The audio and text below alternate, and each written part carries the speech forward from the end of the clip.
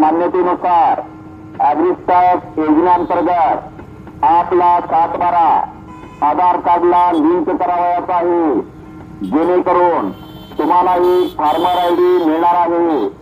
याद्वारे भविष्यातील सर्व योजनांचा लाभ तुम्हाला घेता येणार असून जर आपण आपला फार्मर आयडी बनविला नाही तर आपल्याला पीक विमा, पीक कर्ज, पीएम किसान व विविध पीक अनुदान याचा लाभ मिळणार नाही, याची नोंद घ्यावी। यासाठी आपण आपल्या जवळच्या आपले सरकार सेवा केंद्रामध्ये जाऊन 7/12 8 आधार कार्ड आणि आधार कार्ड आणि बँक खात्याला लिंक असणारा मोबाईल नंबर घेऊन जाऊन आपला 7/12 लिंक करून घ्यावा व फार्मर आयडी बनवून घ्यावी।